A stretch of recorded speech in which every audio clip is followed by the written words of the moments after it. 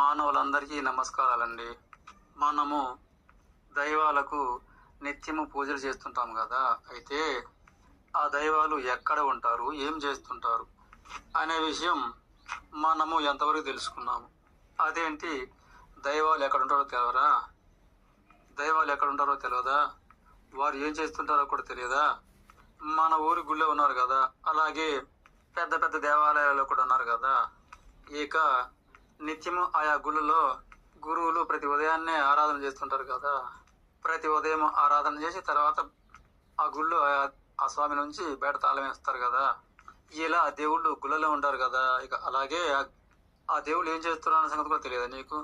ఇక ఆ దేవుళ్ళు ఏం చేస్తుంటారంటే, ఇక మనలాంటి వారందరము వెళ్ళి, నాకు బాగా పంటలు పండాలి, కొడుకుల బిడ్డల పెళ్ళిళ్ళు కావాలి, వస్తు వాహనాలు రావాలి, మేడలు మిద్దులు వస్తు వాహనాలు భూములు కావాలి, ఈ విధంగా మొక్కులు కట్నాలు కానుకలు నైవేద్యాలు తల వెంట్రుకలు ఇస్తుంటాం కదా.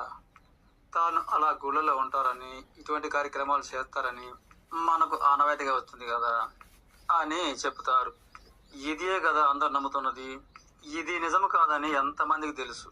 దేవుడు అనేవాడిని మనం గుళ్ళో పెట్టి తాళం వేస్తే ఉంటాడని, అలాగే జైళ్ళల్లో దొంగలను పెట్టి ఇక ప్రతినిత్యము కూడా వారికి ఇంత ఆహారం అందించినట్లు మనం కూడా ఈ దేవుడికి ప్రతి ఉదయాన్నే ఇంత బెల్లం మొక్క ఏదో పెడితే తింటాడని, తర్వాత బయట తాళేసి మరలా రేపు పొద్దున వెళ్ళి మరలా అలాగే చేయించుకునేవాడు దేవుడా? మనం అందరము తెలుసుకున్నది కూడా ఇంతే కదా. నిజానికి నిజమైన దేవుడు మనము గుళ్ళో పెట్టి తాళం వేస్తే ఉంటాడని, మనము ఏదో పెడితే తింటాడని, ఇక మనము ఏవేవో అడుగుతుంటే ఇస్తాడని, ఇదనమాట మనందరి విధానము. నిజమైన దేవుడు మనం అలా లోనబెట్టి బయట తాళం వేస్తే ఈ సృష్టి అంతా నడిపించేవాడు ఎవడు మరి? ఉదాహరణకు, నువ్వు పుట్టక ముందు మీ అమ్మని తయారు చేశాడు, అలాగే మీ అమ్మ కడుపున నిన్ను తయారు చేశాడు, అలాగే నిన్ను బయటకు తీసుకొచ్చి కాలక్రమేణా మూడును నిన్ను బారుడు చేశాడు. నీకు నీళ్ళ బొగ్గలతో కళ్ళు పెట్టి ఆ కళ్ళకు చూపించాడు, అలాగే తలకు 2 రంధ్రాలు పెట్టి ఆ చెవులకు వినికిడిని అందించాడు, నీ నోటిలో నాలుగు పెట్టి దానికి మాట్లాడే తెలివిచ్చాడు, తలలో మెదడు పెట్టి ఆలోచించే జ్ఞానం ఇచ్చాడు. కానీ దానిని మనమే చెడగొట్టుకుంటున్నాము. అలాగే నీ కడుపులో గుండెలు కార్జులు పేగులు ఇవన్నీ ఇచ్చాడు. ఇలా నీ ఒక్కరికే కాదు, మానవులందరికీ కూడా ఇచ్చాడు. ఒక మానవులకే కాదు, సకల చరాచర జీవజాతులకు ఇచ్చాడు. నీ వంటిపై 70 లక్షల రోమాలను పెట్టాడు. అలా నీ ఒక్కరికి కాదు, అందరికీ ఇచ్చాడు. ఈ విధంగా 84 లక్షల జీవజాతుల నిత్యము తయారు చేస్తూ వాటిని పెంచుతూ వాటికి కావాల్సిన ఆహారాలు అవసరాలు తీర్చుకుంటాడు. ఒక దోమ విషయానికి వస్తే దానికి కాళ్ళు ఇచ్చాడు, చేతులు ఇచ్చాడు, ఆ చేతులకు వేళ్ళు ఇచ్చాడు, వేళ్ళకి గోర్లు ఇచ్చాడు. అలాగే విచిత్రంగా దాని మూతికి తొండం ఇచ్చాడు, ఆ తొండానికి రంధ్రం ఇచ్చాడు. ఆ తొండంతో కదా నీపై వాలి రక్తాన్ని పీల్చుకునేది. అంత సన్న తొండం ఎలా చేశాడు, దానికి రంధ్రం ఎలా పెట్టాడు. అలాగే కొన్ని కోట్ల దోమలు తయారు చేస్తున్నాడు. ఇక అలాగే చీమల విషయానికి వస్తే కూడాను బారులుగా చీమల మైల కొద్దీ వెళ్తూ ఉంటాయి. అంత చిన్న చీమలు చేసి వాడికి కాళ్ళు చేసి, కాళ్ళకి వేళ్ళు చేసి, వేళ్ళకి గోర్లు చేసి, ఆ చేతులతో ధాన్యం పట్టుకుని వెళ్తూ ఉంటాయి. అలా ఒక చీమ కాదు, 2 చీమలు కాదు, లక్షలు కోట్లు చేస్తున్నాడు. అంతేకాదు సుమా, చెట్లపై పక్షులను కూడా చెప్తున్నాడు.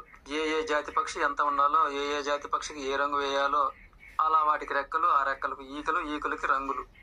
ఇక అలాగే నీటిలో చేపలను కూడా చేసి వాటి వంటిపై పొరుసులు వెనక వైపు మాత్రమే ఉంచుతాడు. ఎందుకంటే అవి ఆ పొరుసులన్నీ ఒక్కసారి లేచి మళ్ళీ ఒక్కితే ఎటువంటి ఎదురీతిలోనైనా ముందుకు పోగలదు. ఇక అలాగే రెక్కలతోనేమో క్రిందికి పోకుండా నీళ్ళలో ఆగలదు. ఇక అలాగే తోకతోనేమో ఏ పక్కకు వెళ్ళాలో ఆ పక్కకు ఊపుకోగలదు.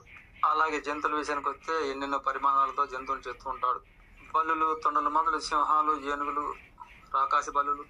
ఇక వాటికి కూడాను చెవులు, కళ్ళు, ముక్కులు, నోర్లు, కాళ్ళు, చేతులు, కడుపులో కావలసిన గుండె, కార్యము, పేగులు, అలాగే వాటి వంటిపై లక్షల కొలది రోమాలను అమరుస్తాడు. బర్రె రోమాలకేమో నల్ల రంగు వేస్తాడు, ఆవుల రోమాలకేమో తెల్ల రంగు వేస్తాడు. ఇక వృక్షజాతి విషయానికి వస్తే గింజ లోపల దాగి ఉన్న బీజాన్ని మొలకగా మనిపిస్తాడు. దినదినము ఆకులతో పెరుగుతూ పువ్వులు, కాయలు, పండ్లు, ఏ జాతి వృక్షానికి ఆ విధమైన ఆకులు, ఆయా ఆకులకు పచ్చదనాన్ని ఇస్తాడు. ఏ చెట్టుకు ఏ రంగు పువ్వు ఇవ్వాలో అలాగే పువ్విస్తాడు. ఏ చెట్టు పండుకు ఏ రుచి ఇవ్వాలో అలాగే ఇస్తాడు. అలా ప్రతి చెట్టుకు కూడాను కిందనున్న వేర్ల నుండి ఆకుల దాకా నీళ్ళను పంపుతాడు. అలాగే ప్రతి కాయలను గుజ్జునిస్తాడు. అలా ప్రతి గుజ్జుకి రుచినిస్తాడు. అలాగే అందులో మరలా ఒక గింజనిస్తాడు. ఆ గింజలో మరలా అదే జాతి బీజాన్ని పెడతాడు. ఉదాహరణకు చింత విషయానికి వస్తే చింత చెట్టుకి ఎన్ని ఆకులు ఉంటాయి? లక్షలే కాదు, కోట్లు కూడా ఉంటాయి కదా. అన్ని ఆకులు చేసి ఒక చెట్టుకి అమ్ముతాడు. అలా ఒక చింత చెట్టే కాదు సుమా, ఈ భూమి పైన 100,000 లక్షల చింత చెట్లు ఉంటాయి కదా. వాటన్నిటికీ కూడా ఆకులు చేస్తాడు, అంటిస్తాడు. మరలా ఆ ఆకులన్నీ రాలిపేస్తాడు, కొత్త ఆకులు మరలా అమరుస్తాడు. అలాగే చిన్న పరిమాణ చెట్లు ఉంటాయి కదా, ఇక అలాగే గడ్డి విషయానికి వచ్చాను కూడా ఎన్నో రకాల గడ్డిని తయారు చేస్తాడు, వాటి గింజలు తయారు చేస్తాడు. ఇలా తాను ప్రతి క్షణము ప్రతిరోజు అనంతకాలము చేస్తున్నది రోజులే కాదు, నెలలు కాదు, సంవత్సరాలు కూడా సరిపోవు, యుగాలు కూడా సరిపోవు. ఇవన్నీ చేసే ఆ దేవుడు నీ చేతిలో నీ గుళ్ళో బందీలా ఎలా ఉంటాడు అనుకుంటున్నావు? నువ్వు బెల్లం మొక్క పెట్టకపోతే ఉపాసం ఎలా ఉంటాడు అనుకుంటున్నావు? నువ్వు అనుకుంటున్నాడు నీ గుళ్ళో దేవుడే ఎండి బంగారాలు వస్తువులు మెడలు భూములు ఇవ్వడం లేదు. ఆ అసలు దేవుడు అంతకుముందు ఇవన్నీ కూడా భూమిలోనే ఉంచాడు. అలాగే నీకు కొడుకు కోసం నీ కోడలు ఎక్కడో పుట్టించాడు, అలాగే నీ కూతురు కోసం అల్లుని ఎక్కడో పుట్టించాడు. నువ్వు మొక్కినా మొక్కకపోయినా తరతరలోనే అందరికీ పెళ్లి చేస్తూనే ఉన్నాడు. ఇదంతా చేసేది నువ్వు గుళ్ళో బంధించిన దేవుడు కాదు సుమా, చింత చెట్టుకు ఆకులు చేసినవాడు, దోమలకు తొండాలు చేసినవాడు. నేను మొక్కేది ఆ దేవుడికి అన్నమాట. సరే, మీ గుళ్ళో దేవుడిని నేనేమంటలేదు, తప్పైతే మరి క్షమించండి.